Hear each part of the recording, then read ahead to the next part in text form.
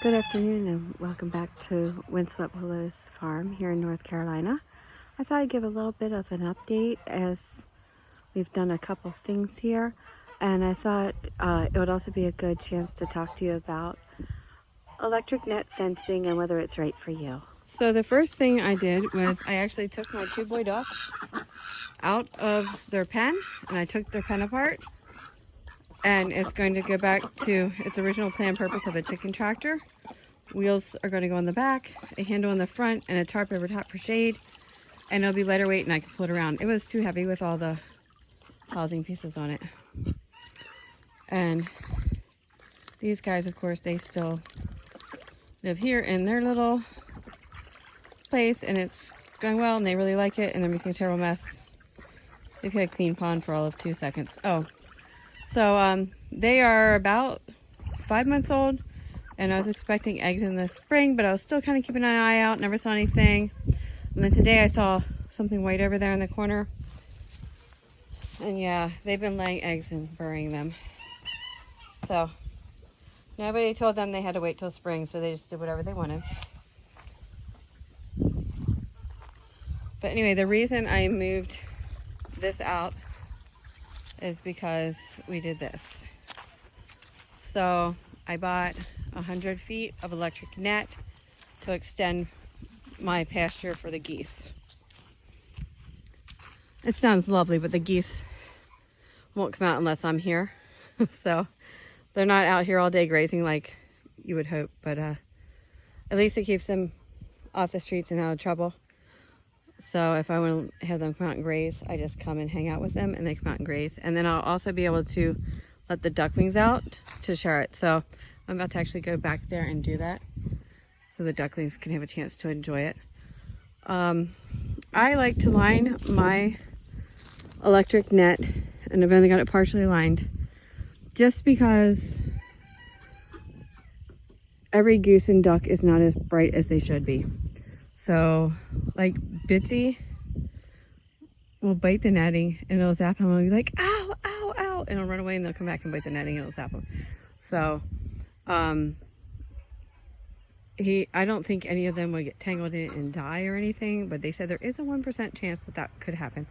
So I prefer 0% chance, and I line it. I'm just not done because I just put this up. But if you've been wondering if electric net is too hard, I pulled it back down and turned it into its current configuration and brought this netting over and lined it in like a half hour. The other day I had cut the grass so that I'd have good contact. The grass wouldn't be too high with the weeds. So I did have to do that beforehand to prep the area, but otherwise it was very fast and easy. To join my two pieces, and my other piece, the first net starts up there at the garden fence and just comes down here. Where it connects, right here, I just pushed the two clips together. That's all it takes to have one continuous stretch, and you only need one solar charger then to power it. So you can use the electric. I went with solar because I like not having to hassle with, am I close enough to the electricity? Here I am, but I may not always be.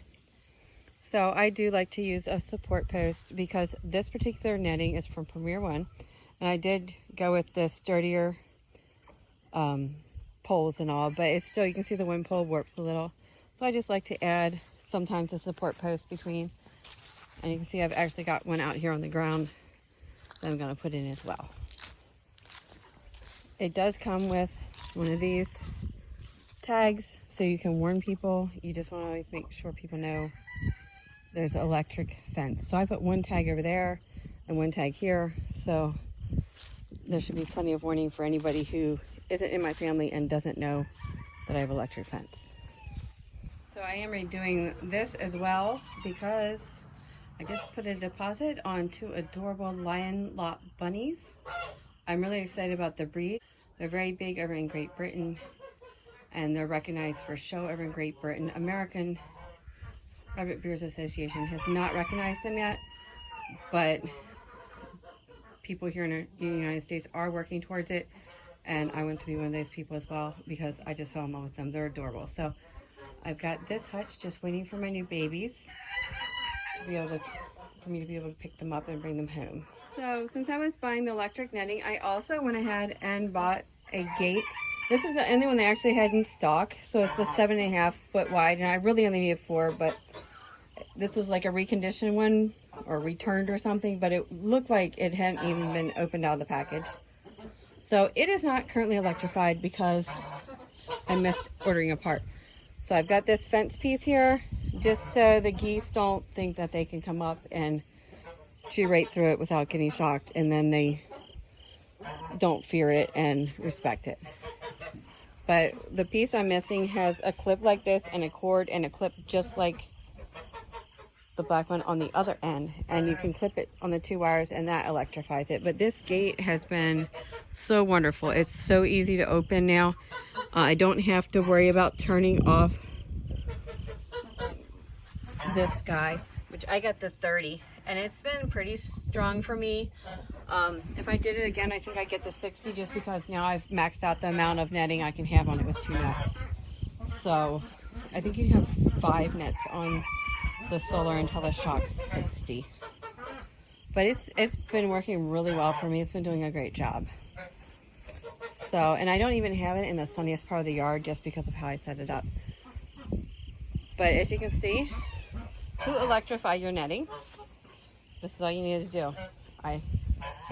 When I opened up this box, I did have to do a couple of things to assemble. I think I had to take some bolts loose so I could tilt that up, and I had to do something in the battery pack, but I can't even remember what, but it was pretty easy, and they had a video. But the red goes onto this red knob, and the black one goes onto that black knob, and you just kind of screw them down so that they stay, so the wire stays in place. Then you clip the black one onto a little U-shaped metal grounding pin that's in the ground that also is holding this. So that the black goes to down there, and then the red comes up here and clips over here. And then you turn it on, and you have an electrified fence. You can test to make sure.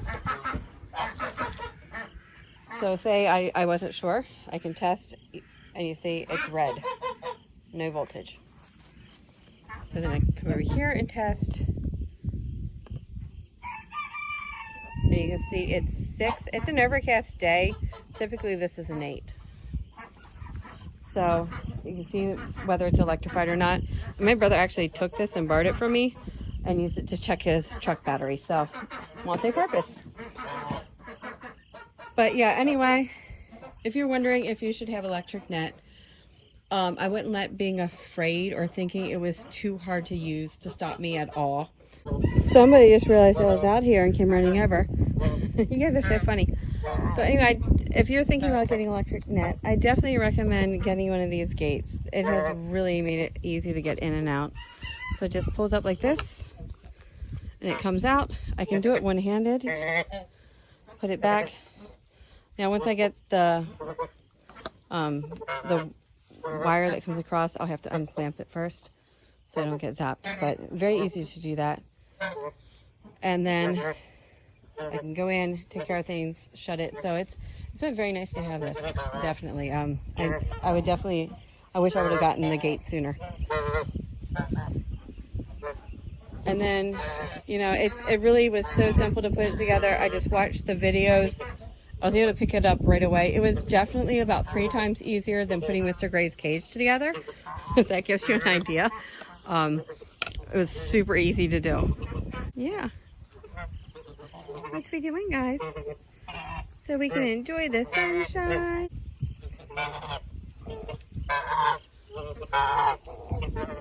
So yeah, they really love it, and they're very excited about it. As you can see, one reason I moved the ducks instead of just extending the pasture around them is they're destroying the pasture. Those 2 boys have been here less than a month since I moved them over from that spot, and it's just gone. So I've moved them to another spot and made this strictly pasture and not swimming pond and nighttime pen area. And I'm seeding over it, so hopefully it comes back in. I'll seed again in the spring with a nice pasture mix. And these guys aren't supposed to really stay here. They're supposed to go over in the next pasture, but I haven't fenced yet. So once I fence, the turkeys and the geese and the ducks are all supposed to go over to the next pasture. And this smaller building is going to just be for, you know, chickens and little things. But we haven't gotten there yet. So I brought my hose over, but I haven't done the ponds yet. We're going to clean out all the ponds, which the duckies will be very excited about. Right now they're hiding inside, enjoying the shade.